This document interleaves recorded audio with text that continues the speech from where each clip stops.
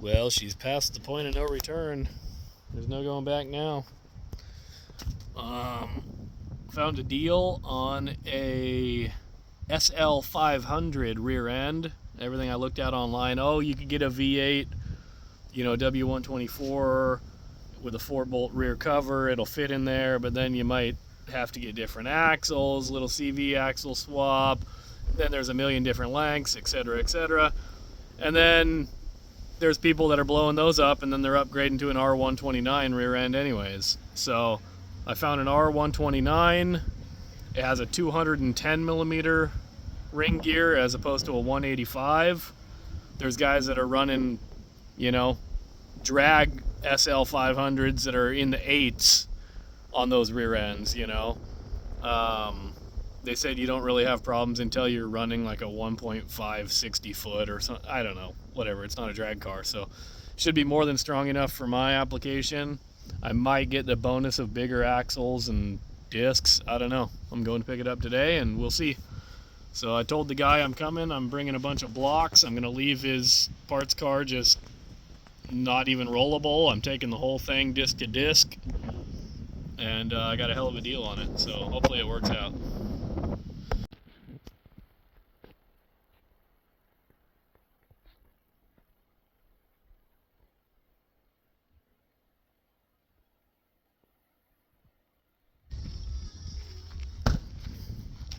Stand next to it. we totally came all it's metal! I know. This is a tourist attraction, people. Well, we certainly did. It's even got like the detail like a ornate fork. So what's stopping us from taking it? I guess that it's cemented in there. We could probably take it off somehow. Do you have a torque wrench? No. Well, this is where the Benz is at currently. This is what I picked up last night.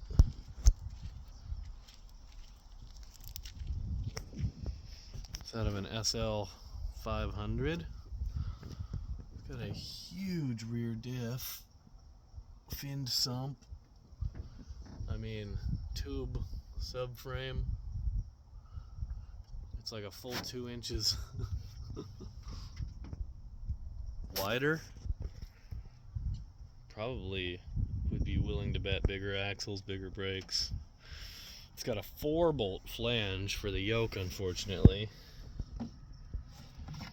So I'm gonna have to get a different adapter. Benz Force makes these.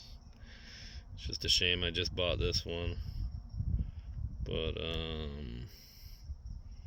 yeah, that's the only hold up right now. Mounting ears are completely different. It's probably gonna need cut off, or I'll just graft on the W201 subframe ear, because it's like a full 2.5 inches narrower, the mounting points. It's probably gonna be like, well, what's half of 2.5 inch and a quarter, so probably like right here. These ones will be way easier because they're just kind of out in space. I could probably just lop that off and then just weld on, or even reuse it and just move it over. So that'll be easy enough, I think.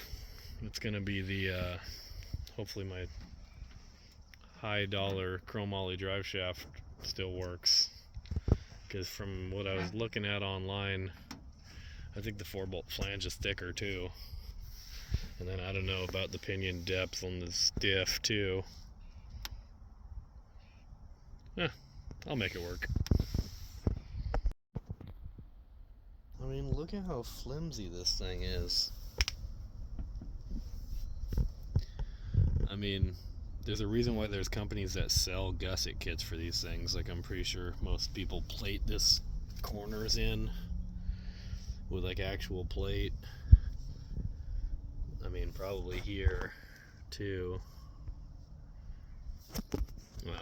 That was all kind of in the works for down the road, but after I've blown this one up twice, I'm kind of losing faith in this.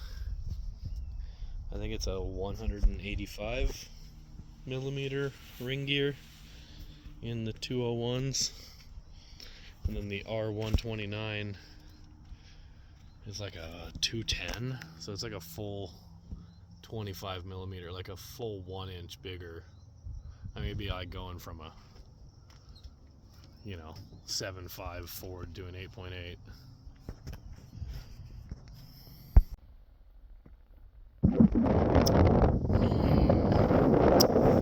I think she's gonna be a dog that will hunt, or whatever they say. Winter chicken dinner. This is centered.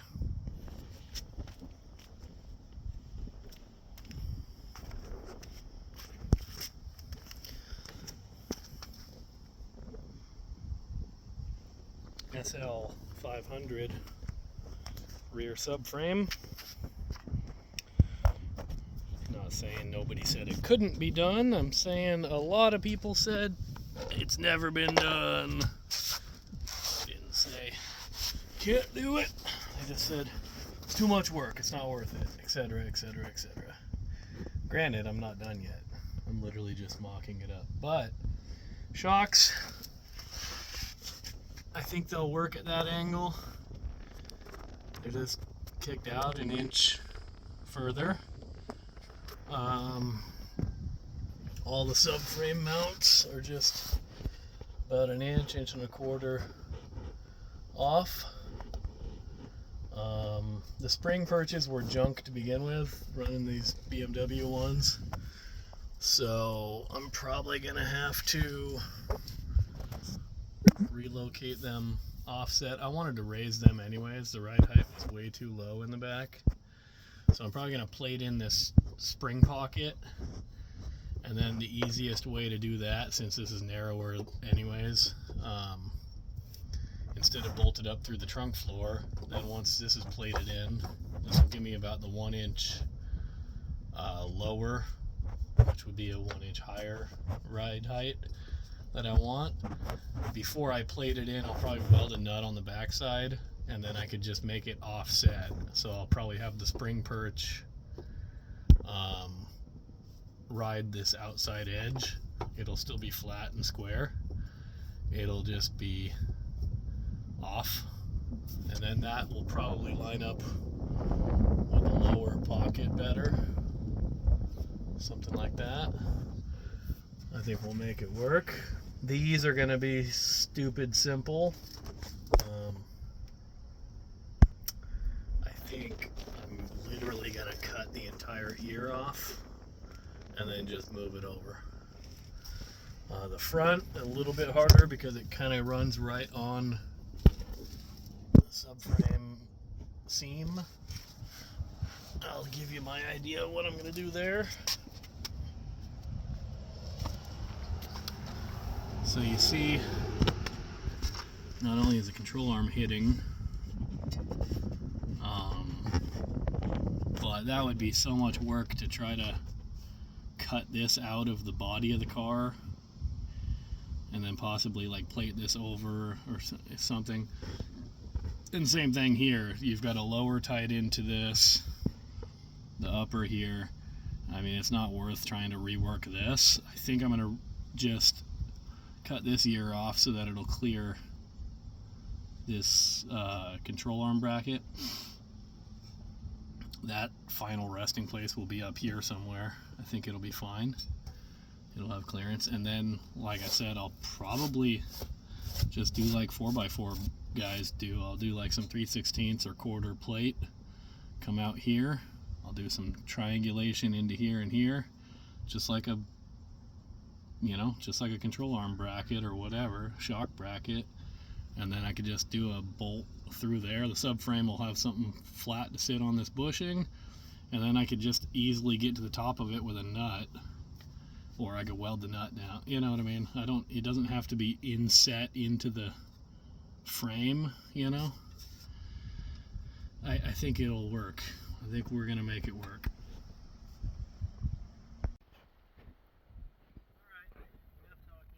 Time to break out the torch.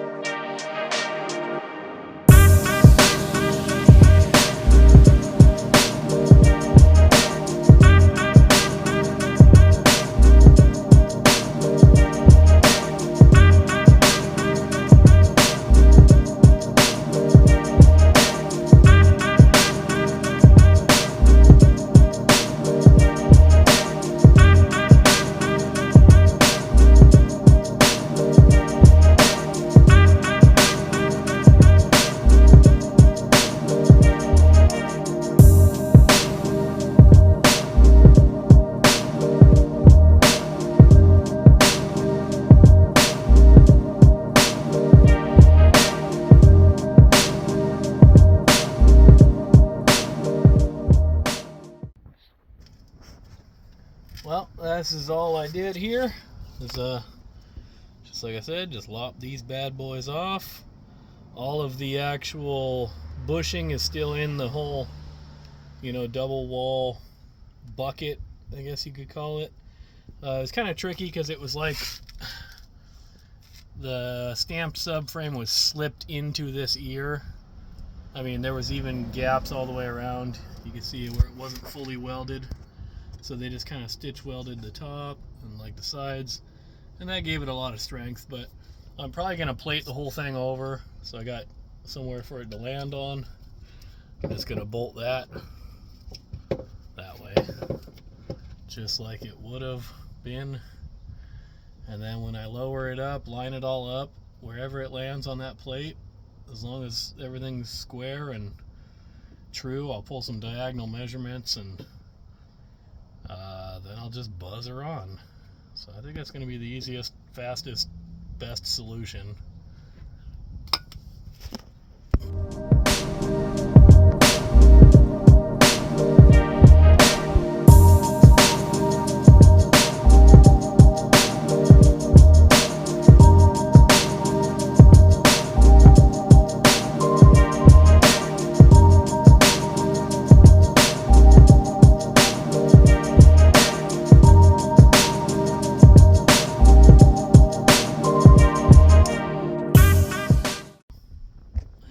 Into the body of the car, I just kind of hammered it so that the bolt could come up. I'm still in line front to back. It's just stepped out about 1.25 inches.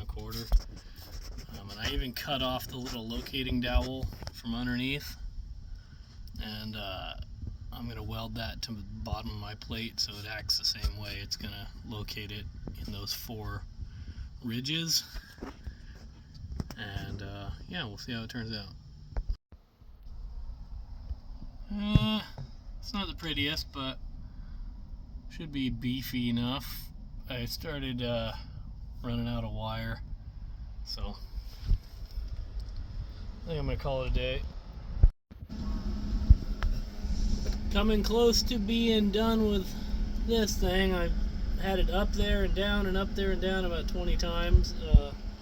You can see where I just cut off the back of the SL500. You can see where I cut off the back of the SL450 subframe, just plated over it, used some like 3/16, and then that's how much I had to move the mount inboard to match the 190 mounts.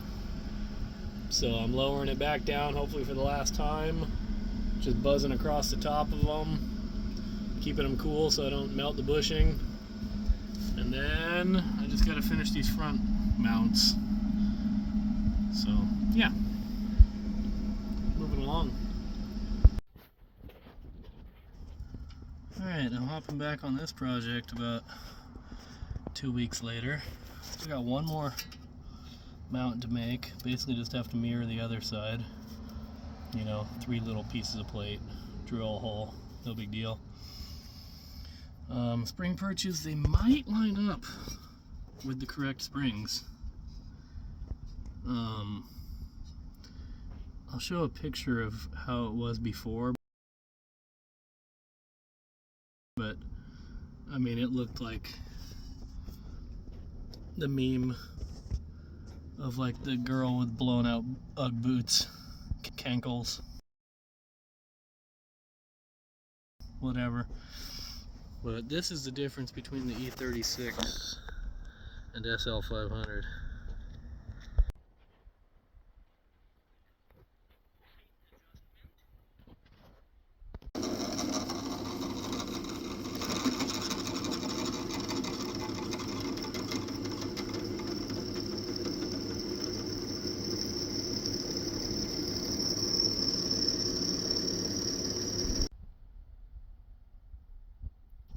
That's the boss that used to be on the underside of the car there. So the whole point is we move it outboard, so then it'll still get located in that. And yeah. Yeah. Turned out alright. Welds are a little cold there because I blew through in the sheet metal a couple times and turned it way down. I mean, it's not very thick there. I think it's because there's a multiple seam, like where it, I think they probably just stitch welded it or spot welded and then seam sealed it, so there might even be a gap I was going over there. But either way, I think it'll be plenty strong enough for literally mostly just side to side. I mean, once the weight's up there, it's still sitting on the old pad before. This is just to kind of hold it, you know, down, locate it. So, I don't know. And the back is still basically standard, just plated and moved over an inch. Brake line goes to the same spot. Sway bar uses the same mount. Well, I'm about to set it down and see how bad the spring angle is. Here's that other mount with some rubber seam sealer on there. That's what she looks like. I don't think the pinion angle's that bad. It's kind of pointed down a bit, but some people say that'll help when you're under power. It'll kind of flex and straighten out. Drive shaft still has forward and back play, so it's not pressed in tight in the back of the tranny. I mean, look how much bigger that diff is. This thing's a monster. So the guy from Ben's Force had never sold one of these for an R129. It just happens to have the same pattern as, I don't know, something else. 110 millimeter.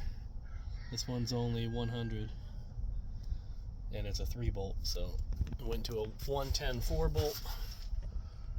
Big finned sump.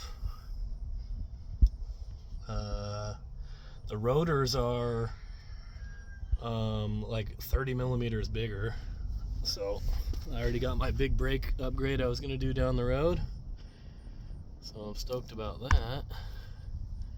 Pads still seem good, so yeah, pretty stoked.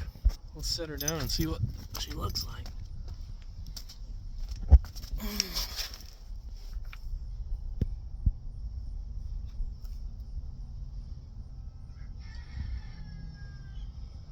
Yeah, I gotta make a new mount for my power steering hoses.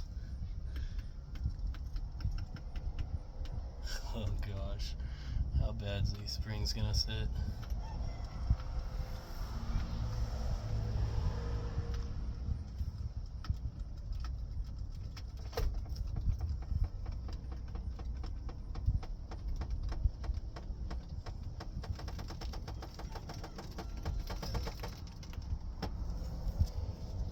Pretty bad is the answer.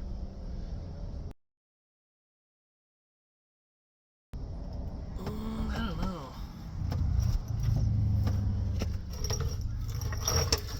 she's on floor. I move her around a bit. Yeah, I'm gonna have to lengthen those pads out to get those straight up and down. Huh. Oh well, so much for that.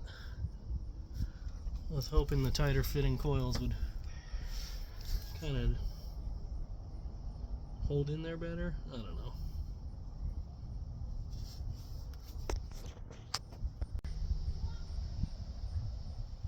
Well, it moved like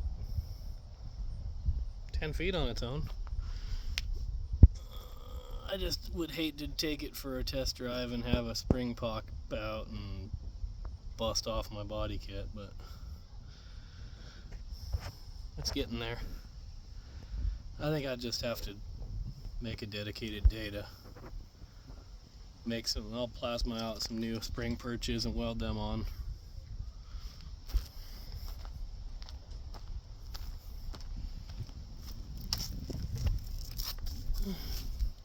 Yeah, it's just a little sketch.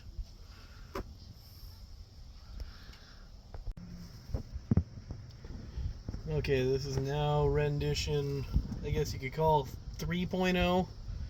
First I tried the E36 coils, and I just tried the SL500 coils with the perches sort of scooted out. I mean, I actually went almost probably a full inch, if you could see that. You can see the spring perch isn't centered. I welded that plate in and then spaced it over probably a full inch, but you can see I still got plenty to go.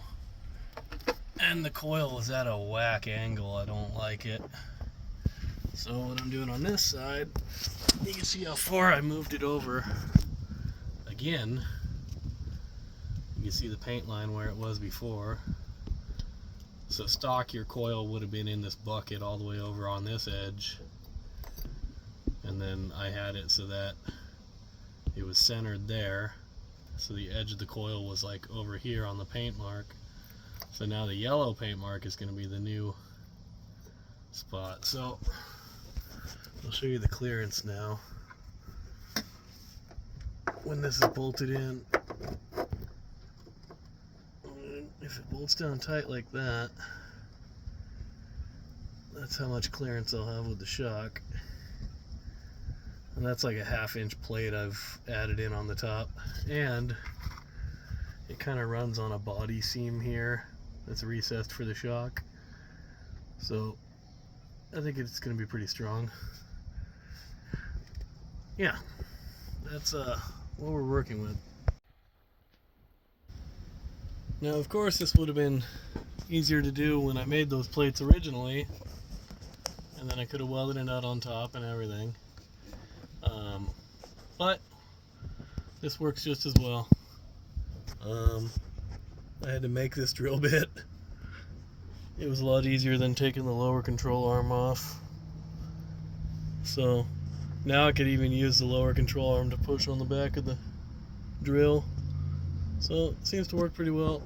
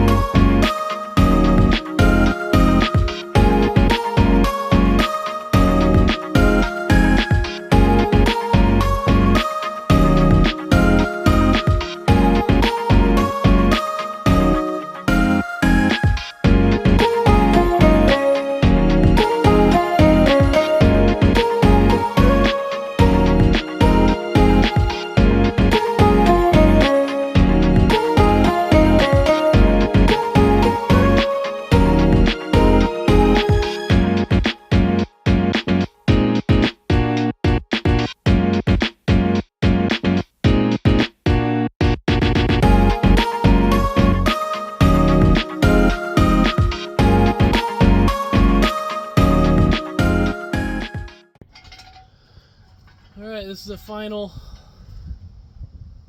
spring angle. I'm liking it. It looks how it should, I think. I just got my power steering lines tidied up. Got the exhaust back on, had to weld a hanger because the subframe out of the 190 had the old hanger on it. So yeah, I'm about to go take it for a first test drive. First test drive successful. I was worried tire's a little bit close to the bumper there now with the wider stance, but it didn't rub. And even if it does, I don't care. I'll trim the fender or the bumper. It'd be easier than anything else. But it's got a little bit of negative camber, despite how it looks like it's really tall. A little bit of negative camber, but almost flush with the fender. I actually really digging the added width that that rear end gave me. I'll try to insert a picture of what it looked like before. And you can really see the difference. I mean, that, I really like that look. Yeah, there's no growling, no grinding, no rubbing. Brakes work. Yeah, I'm loving it.